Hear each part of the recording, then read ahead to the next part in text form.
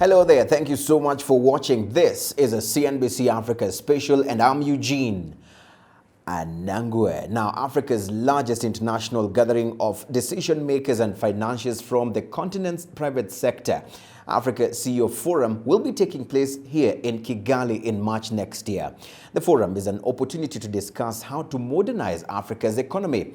I engaged Amir Ben Yahmed, the CEO of the Africa CEO Forum, and Clare, Akamanzi, the CEO of the Rwanda Development Board, on more about the much-anticipated forum.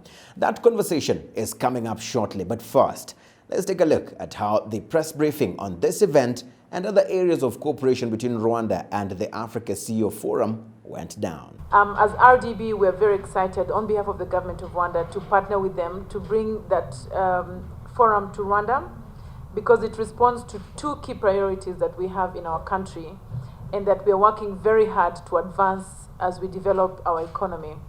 Those two key priorities are the following. Number one is the conference tourism, MICE. As you know, Rwanda has prioritized MICE or conference events tourism as one of the drivers of economic growth. And government has invested in infrastructure, the convention center, the national airline that flies to over 24 destinations today. We've invested in hotels, we've attracted private sector to support the value chain of the conference tourism. And the reason we invested in that is because we see MICE as a key driver of economic growth going forward. These efforts have meant that Rwanda is currently ranked the third most a competitive place to attract conferences in Africa, and that is a ranking that we've seen with the International Congress and Convention Association that ranks countries and cities that are very attractive for conferences. So having reached the third position, having invested in infrastructure that we've done, Rwanda is suitable to compete for conferences worldwide. And so we're very, very excited that a conference that is at the caliber of the Africa CEO Forum was able to take Rwanda as a host. It means very much for us. The forum will be hosting its 7th edition. It is undeniably now one of the most important business events in Africa and the most important event for the African private sector. We're gathering around 1,500 participants each edition, among them the most influential African CEOs coming from all over Africa, the investment community coming from the international countries such as France, Germany, Japan, China, the USA. We have most of the institutions partnering with us, such as IFC, AFDB, and others.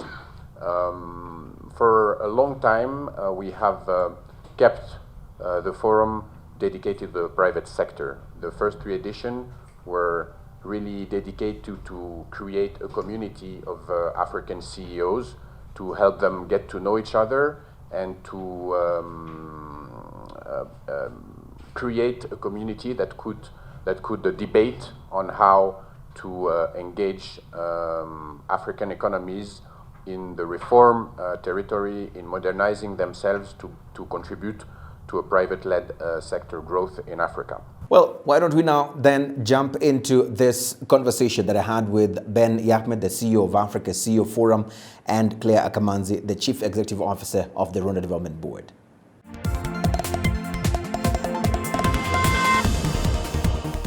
When this forum comes to Rwanda, what should we expect? Well, Rwanda has, over the past years, built a reputation for being a conducive platform for both conferences and also business.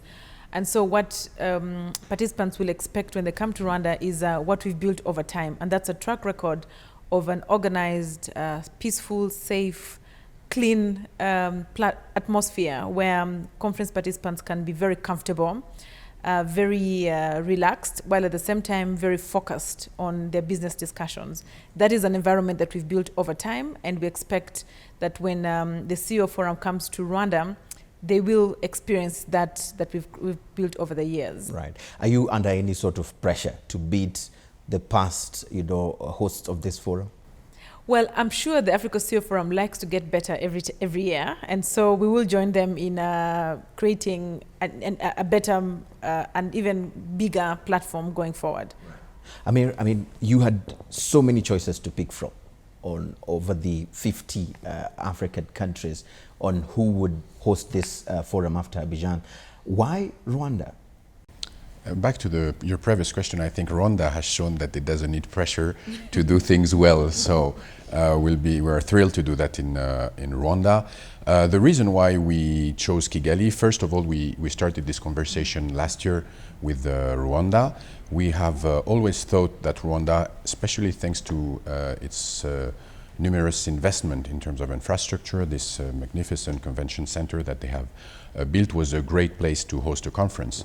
On a logistical standpoint. But more than that, what we were interested in Rwanda is that we thought that the country is a very good example, a very good model for all our participants, because what we have always been doing at the forum is gathering this community of top CEOs and investors in order to pledge for good governance, leadership, strategic business thinking, ease of doing business. And I think Rwanda in that area has proven to have a great track record, and more than that, it's a country that have always put a strong emphasis on innovation, education, and these are two important values in the debates that we have tried to engineer at the forum. Right, this would be the 7th edition, and for far too long, most people usually argue, or the critics of events that actually are recurrent always say that these sort of events come and go, and when people leave and go back to their homes, it's business as usual, and it's on the issue of implementation. Major decisions are made, communiques are announced, but the challenge is walking the talk from what comes out of there. What sort of mechanisms do you have as a forum that actually guide towards the full implementation of whatever is actually decided in these forums? First of all, you have to understand that it's the reason, what you're describing is the reason why we created the forum, because we had been witnessing conferences talking about policy making, talking about shaping Africa and reviving growth, but without its main actors, meaning the private sector. So the reason why we created that is to gather this community and being able to express itself on the needs for reform, on the challenges that they wanted to defeat. And more than that, we're not necessarily a policy-making event. What we want to do is to be a business event, an event where people get together, get to know each other, identify business opportunities, and every year we conduct a survey toward this member, and we have 70% of our participants that have either identified or concluded a business opportunity. We have dozens of big deals that have been made in the forum, and that's exactly what we're trying to do. The policy making aspect is just to try to create themes, content, give the private sector's voice into contributing to finding new ideas. But mostly this forum is a very business-oriented forum. And I think one of the reasons that we think it's a great match for Rwanda, has been pursuing a model to be a hub, and the quality of investors that we are going to bring to Rwanda, that is opening up either also on the east and on the west, will be fantastic. Right. In a short while, we'll speak about the caliber of the speakers. But Claire, I mean, for most of the time, we've also heard about the disconnect in some instances between private sector and government institutions as far as who needs to do what when it comes to development. I mean, we've always seen a blame game. Private sector is not doing more. I mean, this coming from government institutions, and private sector in other forms feel that governments need to actually take the lead in certain development projects. How do you see this forum coming to fill that gap of that disconnect? What sort of models do you expect out of this forum that would form better, achievable public-private sector partnerships? Well, I think what we've seen in Rwanda is that the sustainability of our economic growth over the last years, which has been at more than 7.3% over the last 15 years, has been because there's been a very good partnership with the private sector. Every year, the government presents its plans to the private sector, and the private sector asks questions or gives advice. When we do the doing business reforms every year, we don't just take a list of reforms to cabinet for approval. We actually work with the private sector and ask them, does it make sense for us to reform ABCD? And they give us input. They also give input on almost every policies and every strategy that we develop in the country. And so the reason that Rwanda has been able to sustain its economic growth over the years has been, among other factors, the way it's engaged the private sector and created relevance of its policies to the private sector. Now, how that relates to the Africa CEO Forum is that Africa CEO Forum is a platform. It's a platform that brings the most important people on the table. It brings policymakers, it brings private sector, it brings other players, international financial institutions on the table. And what I really like about that is that private sector shares its experiences. For example, Unilever will share its experiences in different countries. Governments will share their experiences. Financial institutions will share their experiences. It's up to the participants who are given that platform by the Africa CEO Forum to identify what's relevant for them and to go back home and implement what is relevant for them. Africa CEO Forum is not going to do this for you. They've given you a platform, and that's why we're telling our private sector to be ready to participate. They have to be ready with their projects, ready with what they need from other private investors. We're encouraging other African business people to actually put it in their diary next year, 25th to 26th of March, and prepare to participate, because the platform will be very good and will be given to them. Now, how they make use of that platform is what every company and every policymaker must take home for themselves. Right. Teaching you how to fish other than just giving you the fish. Amir, part of the objective is actually to talk on how to shape the change needed for the African businesses to go or gain this global competitiveness. What sort of changes then do you personally feel need to be made to achieve this global competitiveness among African businesses? These are very tough questions because we're discussing this at length for each edition. I think there are two levels at which you can discuss this point. At the policy making level, we're talking about government, and the recent example of the CFTA is a good example of the direction where we need to go, especially in this new kind of fragmented world that is taking shape in terms of world commerce.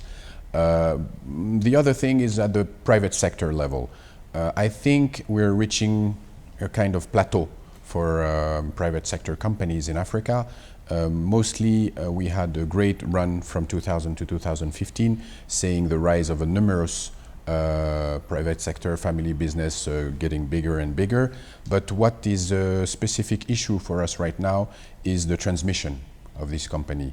This company are mainly family business owned, and you have an issue that we are witnessing now. Most of them are being sold, and mostly sold to international investors. So one of the issue is how to give capital to enable them to continue to try to keep them within African capital, which is a very important issue. And the second issue in terms of modernization and going further is also how we can modernize the African company, how the African company can be at the level of international company in terms of a lot of things. Governance, to keep attracting capital, corporate citizenship in the way they contribute to society, leadership in the way they empower women to be also at the top level of executive, empowering a younger generation. So there's a lot of issue, but mainly the driver for me is competition, is global competition. Mostly, very often, people are satisfied, especially, let's talk quickly about the doing business thing. Doing business, everybody is satisfied with, okay, we're in the test. I don't want to say that because Rwanda is saying it, but Rwanda is doing it. But a lot of countries are very satisfied with slight improvement. But at the end of the day, when you look at the average position of African countries in the doing business ranking, it hasn't moved in 10 years. So some countries have moved forward, some countries have moved backwards, but we haven't done what we need to be at the global level of competition. So when we look at what we need to do, in terms of country governance, in terms of companies governance, we need to look at who are our competitors outside, comparing ourselves to Colombia, to Thailand, to South Korea, and not comparing ourselves to our immediate surrounding. Right. Claire, do you agree? Is Rwanda one of those countries that are satisfied with slight improvements? Not at all. But before I respond to that, one of the elements I really liked about the Africa CEO Forum when I attended the one in Ivory Coast is that they actually have discussions around these themes. You know, there were discussions around how CEOs can become better leaders, how CEOs can impact scale of their businesses. And so that discussion actually helps open up minds to dream bigger and actually think that you can achieve a lot more. They also bring a lot of role models. They have sessions with people that, like Dangote and others that have actually been very phenomenal. So seeing such role models and seeing how they've been able to really scale hopefully inspires a lot of businesses to not just be satisfied with small percentages of growth, but actually really think about scaling up at much bigger levels. And that's what we've thought about as Rwanda. Rwanda has been the second easiest place to do business in Africa, but every year we have a list of reforms that we implement. So we're not satisfied with the performance that we've done over the last years, because we know that to sustain performance, you have to keep working hard. Otherwise, you lose your position. And that's also what happens in the marketplace for private sector. We also have much big ambitions. Even though we've come a long way, Rwanda wants to become a middle-income country, and we want to become a high-income country. So there is still a lot of work that we have to do. We can't be satisfied by slight improvements. In fact, we try very hard to overcome a lot of the challenges that we have in order to have even higher growth and sustain them over the long term. And I believe that we're on the right track as a country. Right. And according to the World Bank, Africa does boast of the highest growth when it comes to the rate of female-run businesses in the world. However, the challenge still remains. This female-led businesses continue to face specific challenges that are unique to these women who lead these institutions. Of course, when we come back after the break, we'll be talking a bit more about the importance or the significance of the Women in Business Network in dealing with these challenges. Do stay with us. CNBC Africa Special returns in just a bit.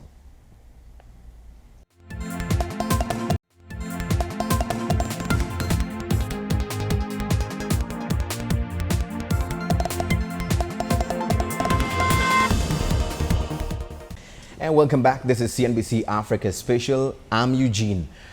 Anangwe in Kigali, Rwanda. Of course, we're talking about the Africa CEO Forum that will be coming to Rwanda in 2019, 25th and 26th of March. And of course, I'm here with Amir and of course, Clare with us, just trying to understand or make sense out of this meeting. Now, before we went for the break, Clare, we were talking about the issue of the growth of the rate of the female-run businesses. But of course, we have specific challenges that face these businesses or these types of businesses. One of them, male dominance, of course, social norms and etc. But we understand that there was a business network, women business network, that was launched at the last Africa CEO Forum. And I want to read from you. I mean, what sort of things that need to be done to promote gender mainstreaming in businesses? And how do you see this CEO's Forum dealing with this kind of challenges? Well, I was privileged to be on a panel on women in business at the last Ivory Coast Africa CEO Forum. And I think what was very important in that session was, number one, there was a very detailed study that had been done by McKinsey on women in business. So there's a lot of research that was presented and was available that could actually inform policymakers, but also business leaders on how they can mainstream gender in the work that they do day to day. So that was very important, but also very much focusing on leadership of women at the business level, the challenges they face, the opportunities that are there, and most importantly, the very positive impact that businesses have on their revenues and profits when they deliberately include gender, and particularly women, in decision making. So that was very important to have. But in addition to the study that was done by McKinsey, which was prepared at the last forum, we also had women leaders give their examples. We had women who had who had been very successful in running their own businesses share how they're able to overcome some of the challenges that they do. We also had women that run, governmental organizations also share their experiences. We talked about policies and how policy starts with having the right decisions of including women, but it also needs deliberate implementation, because you can have policies that says we're going to have 30% or 50% women, but somebody must identify those women and actually be able to nurture and groom the women to take over those leadership positions. And then when they're in those leadership positions, to also continuously share experiences and continuously improve their leadership capacity, their managerial capacity, and always continue learning new skills so that they can become competitive on the market. That was very clear, and some of the recommendations that were taken, I'm sure, were very beneficial to women who were there. Right. Amir, probably if we pick from what Claire says, it's one thing to have the large numbers of women leading these businesses, but it's another to ensure that they are actually tackling women-related challenges with an aim of solving them. How does this Women in Business network work? Yeah, going back to your question, it goes back to your first question on saying how the forum stays relevant and gets business done. When we started this initiative, it was 2 years ago, we started with the forum. We wanted no panel without women. We wanted to increase the participation of women executive and women CEOs. We went from 13% to 20%, and then we decided to go to the next phase. We have several studies, such as the one from McKinsey quoted by Clare, but you have some other figures that are quite scary. When you look at the companies listed on the 12 African stock exchange, out of 300 companies, you probably have 13% only of women present in the board. 1/3 of this company have no women on their board, and 60% have less than women on their board. So basically, these are figures that shows what you need to do. And the reason why we created this network is to first give a tool to women CEOs to share their experience, develop business among each other, share management tips, and get a network of their own to try to counteract what we call the traditional boys club. Because the boys club, the reason we don't realize it, but it's one of the things that prevents women from accessing to a position, because when you're thinking about getting somebody into position, you think about people you know, and men mostly know men in executive position. So one of the reasons we did the network was for this. And the second thing that we intend to pursue is through two axes. One, through an initiative called Women on Board, and we were going to work with several institutions in trying to train, identify, groom, and create a platform for companies to have a network of women they can tap into to give a board position. And the second thing that we're going to do as a CEO Forum contribution is try to work individually with all countries to try to promote or more enforce the fact that companies have to mention in their annual report what they're doing and the percentage of women. We don't believe in constraint, we believe in transparency. And the way to do it is not the name and shame, but is force CEOs to think when they're doing the annual report, to think about what they have done in that area and communicate it to all their stakeholders. So that's one of the things we are going to do. Due to time, I mean, I'm also told that we need to start wrapping up, but of course, I'm going to give you that chance to say what you're just about to say in your concluding thoughts. Very briefly, what sort of speakers or the caliber of speakers are we expecting, just very briefly? Claire mentioned some of the previous participants. We have 70% of the top 500 corporate Africa coming to the forum, and each year we try to have a good network of CEOs among the top 10 companies. So we've had the Dangotes, the Sawiris, the Strive Masiwa, and this kind of caliber that we are here to be role models to try to embody the private sector. We have also put an emphasis now in developing the network of policymakers, so we will probably have between 4 to 5 presidents, mainly from East Africa, because we want to have a special emphasis during this event and have a special session dedicated to East Africa to try to get more of Eastern African CEOs into the global conversation. And as I've mentioned previously, if you look at the intra-trade statistics, you have no countries from the EAC in the top 10. So we'd like to, this next 7th edition, to help contribute to change that. Right, perfect. Claire, your closing remarks or parting shot, why is this a must attend for Rwandan private sector institutions or top leadership of businesses?